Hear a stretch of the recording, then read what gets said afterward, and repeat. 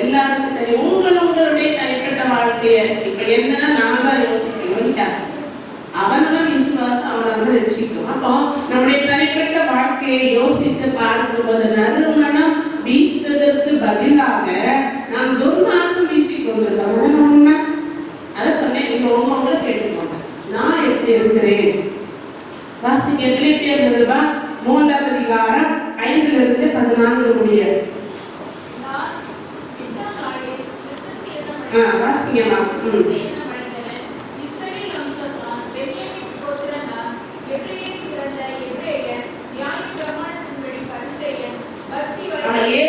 வாசிங்கம்மா.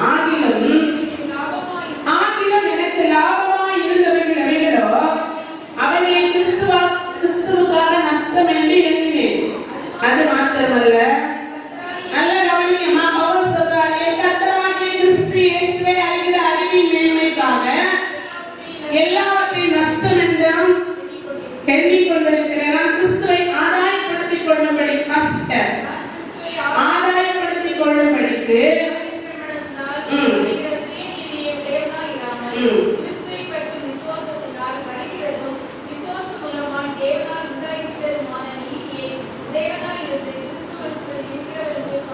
அவர் எழுதுறாரு, நான் போதும் கிறிஸ்துவுக்குள்ளதான் இருக்கிறேன், நான் தேவ நீதியை உடையவனா இருக்கிறேன், நான் 8ஆம் நாளை விருத்த சேதனம் அடைந்தவன், பக்தி வைராக்கியத்தின்படி யூத மார்க்கத்தான், நான் யூத மார்க்கங்களின் போதிக்கிறேன், நான் வாழ எப்படியும் வாழ. பவுல் நம்ம இப்ப படிக்கிறோம், PhD எழுதலாம், MPhil எல்லாம் சொல்றாங்க, அவங்க டாக்டரேட் முடிச்சிருக்கிறாங்க எல்லாம் சொல்றாங்க. ஆனா பவுல் அன்றைய அப்ப கிறிஸ்துவுக்கு பிறகு அவர் வந்த அந்த காலத்துல இப்போது இருக்கிற MA பட்டத்துக்கு நிகரான பட்டம் 13 என்ன அவர் முடிச்சிருக்காங்க. பெற்ற பெரிய ஞானம் உள்ள ஒரு கல்வி மாணவர் சொல்றார், எல்லாவற்றையும் குப்பையாய் விடுகிறேன். ஏன் தெரியுமா? என் கிறிஸ்து இயேசுவை அறிகிற அறிவின் மேன்மை. இயேசு எப்படிப்பட்டவர்? இயேசுக்காக எப்படி வாழலாம்? இயேசு எதெல்லாம் எனக்கு கோர்ஸ் வந்திருக்கிறாரு? ஜீசஸ்க்காக நான் எப்படி வாழ்ந்து உலகத்துக்காக மறிக்கலாம்? எல்லாவற்றையும் நஷ்டமும் குப்பை. இதெல்லாம் குப்பை, படிப்பு குப்பை, செல்வம் குப்பை, குடும்ப குப்பை.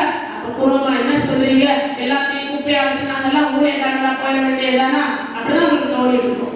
அதே சொல்லல, பவுல மாதிரி நீ எழுதினே சொல்லல. ஆனா பவுல் எழுதினார் பாருங்க, இப்படி நான் அவரையும் அவருடைய உயிர்த்தெழுதலின் வல்லமையும் அவருடைய பாடுகளின் ஐக்கியத்தையும் அறிகிறதற்கோ அவரை மரணத்துக்கு ஒப்பான மரணத்துக்குள்ளாக எப்படி ஆயினும் நான் மரித்தோரிலிருந்து உயிரோடு எழுந்திருப்பதற்கு தகுதியாக படிக்கும் அவருக்காக எல்லாவற்றையும் நஷ்டம். நாம் இதை ஆதாயப்படுத்திக் கொள்ளும்படியா கிறிஸ்துவை விட்டு விடுகிறோம். அதுதான் சொல்றேன். நீ எல்லாமே ஆதாயப்படுத்த, வேலை வேணும், படிப்பு வேணும், குடும்பம் வேணும், வீடு வேணும், செல்வாக்கு வேணும், தொழில் வேணும், வருமானம் வேணும், எதையுமே தப்புன்னு நான் சொல்லல. ஆனா எல்லாவற்றிற்காக கிறிஸ்துவை விட்டு விடுகிறீர்கள். அது உண்மை. அது ஸ்ட்ராங்கா சொல்லுவேன். நீ எல்லாத்தையும் ஏற்றுக்கொள்கிறீர்கள், ஆனா கிறிஸ்துவை விட்டு விடுகிறோம்.